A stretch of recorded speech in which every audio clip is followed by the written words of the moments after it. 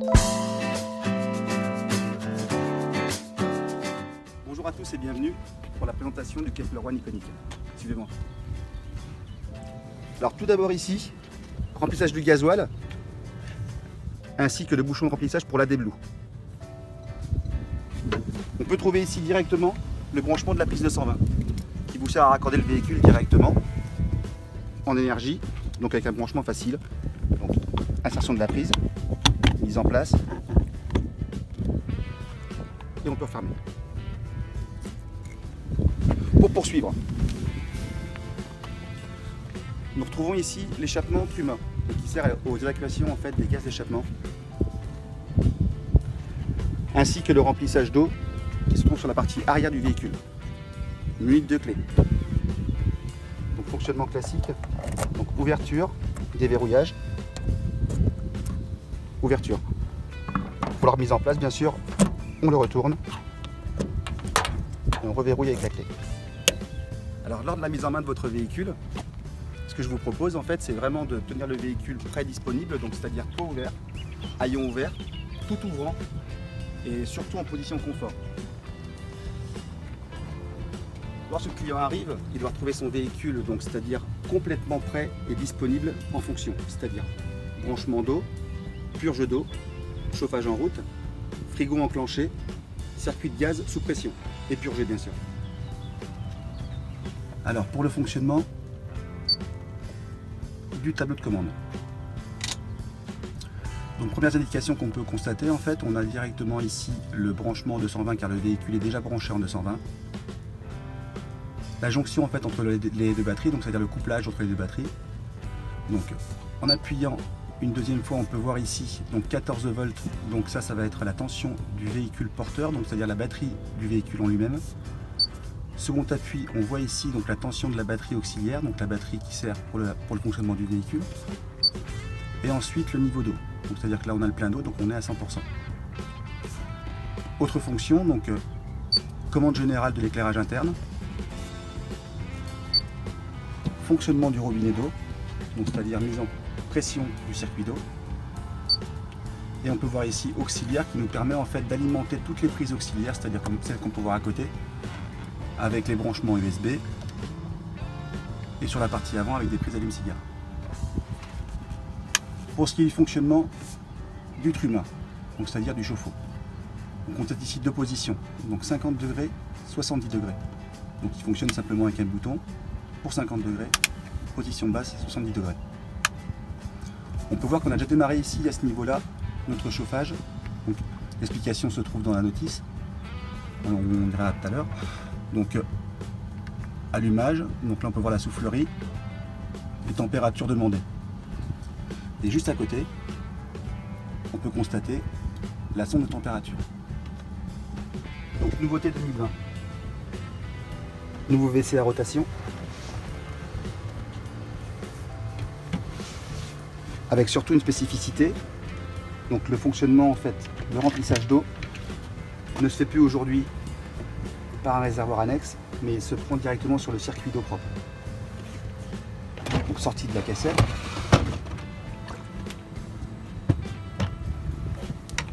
Avec donc sa poignée de transport.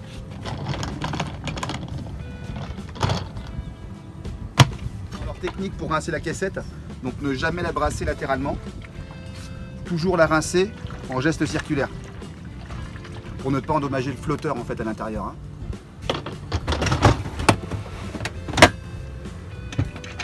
Et donc ici, pour le fonctionnement en fait, de la chasse d'eau, toujours bien vérifier à ce que le robinet d'eau soit enclenché.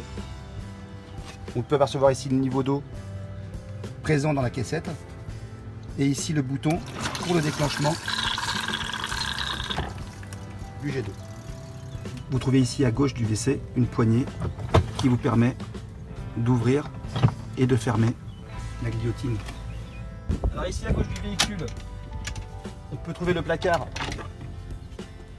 donc avec l'équipement bien sûr qui se trouve à l'intérieur, c'est-à-dire le feu de push et l'accessoire de maintien. Ici sur la porte, on peut retrouver le rideau Intimity qui permet en fait de venir occulter en fait l'espace pour toute discrétion bien sûr. Et donc sur le tiroir inférieur, l'emplacement de la bouteille de gaz. Donc bien sûr avec sa vanne de verrouillage. On peut voir ici, donc c'est-à-dire ici par rapport au boiler et ici par rapport à la plaque de cuisson. Après dépose de la trappe, on peut voir ici le bac à douche, totalement en polyester, fabriqué donc chez Florette Constructeur. Alors pour la douche extérieure, donc mise en place de la ventouse sur la vitre directement, avec une douchette que l'on peut utiliser en extérieur comme à l'intérieur, donc qui se clipse tout simplement au niveau du verrouillage. Donc douchette externe qui peut être agrémentée en fait d'un kit extérieur de haillons. Indication de fonctionnement pour la plaque de gaz. Donc on peut retrouver ici le bouton d'ouverture, ici ce qu'on appelle le piezo, donc ouverture, allumage. Et pour le petit feu,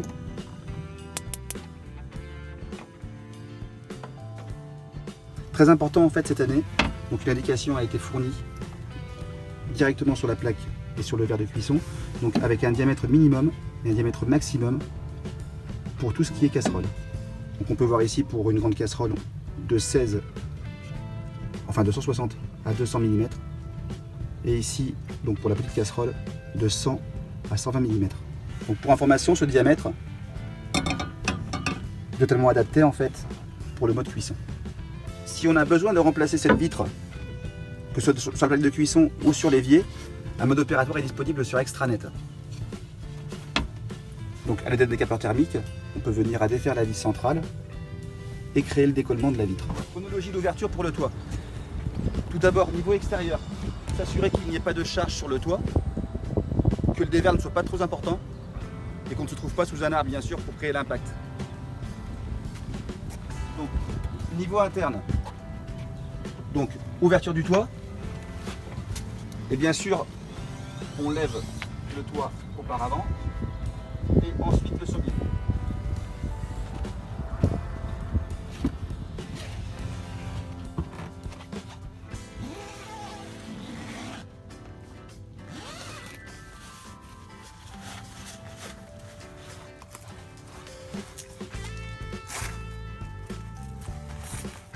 S'assurer que le sommier est bien baissé, vérifier est-ce qu'il n'y ait pas de couverture ou d'oreiller éventuel entre le toit et le sommier du véhicule. Ensuite on peut procéder à la descente du toit. On peut retrouver ici un poids neutre qui se situe à peu près à un tiers de la fermeture, qui est un point de non-descente et de non-levée en fait du toit.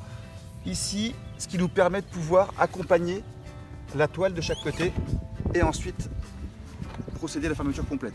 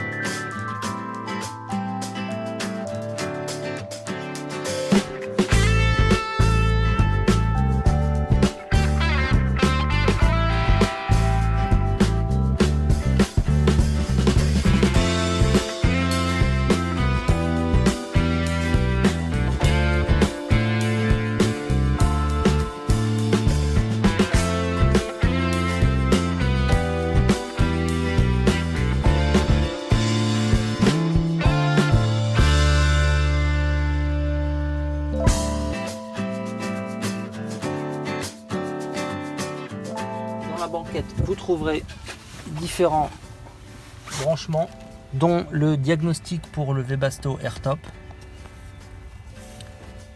le câblage pour la sonde de température de l'AirTop, l'emplacement pour ranger le pied de table, le Truma BM10 avec juste au fond l'étiquette avec le numéro de série. En cas de problème, Truma vous demandera forcément les références que vous trouverez là-dessous. Dans ce compartiment, vous trouverez tout ce qui concerne l'électricité du véhicule, le coupe-circuit, le disjoncteur 220 volts, sous la trappe en bois,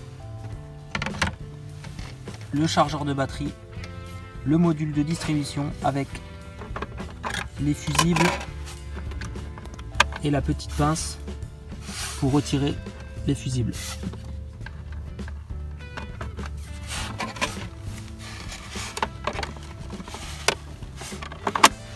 Donc ici vous voyez l'arrivée d'une prise USB double qui se trouve juste ici.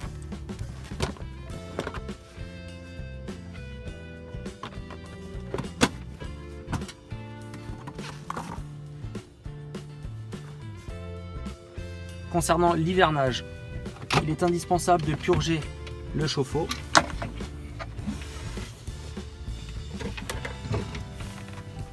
Donc la purge se trouve en dessous, que vous voyez ici. Et pour purger, il suffit simplement de lever la poignée jaune et la purge se fait toute seule. Pour la purge des eaux propres, vous avez ici un accès avec une molette à l'intérieur, juste ici, le petit volant noir. Il suffit de tourner jusqu'à qu'on entende l'eau s'écouler. Alors voilà, on vient de finir le tour du véhicule. Donc bon, généralement on conseille d'une prise en main client donc entre 1h30 et 2h. Hein, donc c'est vrai que c'est un petit véhicule, mais bon, il a besoin de pas mal d'attention quand même, parce que bon, il y a quelques petites subtilités à avoir. Donc très important aussi, en cas de problème SAV, on peut rencontrer ici porte passager. Donc au niveau du montant, le numéro de série du véhicule, qui nous sera très important pour une traçabilité du véhicule précis. Donc ici mon collègue Geoffrey. Bonjour à tous. Donc, en effet, comme l'expliquait David, afin qu'une procédure de garantie se déroule de la meilleure manière possible, il est important de respecter quelques étapes. Donc, la première, c'est se servir de la notice, dans laquelle on peut trouver pas mal d'informations techniques. Ensuite, on peut appeler l'assistance Star Mobile, joignable 24/24. En troisième lieu, c'est vous, le concessionnaire. Et puis en dernier recours, nous, donc disponible en journée afin de répondre à toutes les questions techniques. Voilà, merci à vous. Merci, au revoir.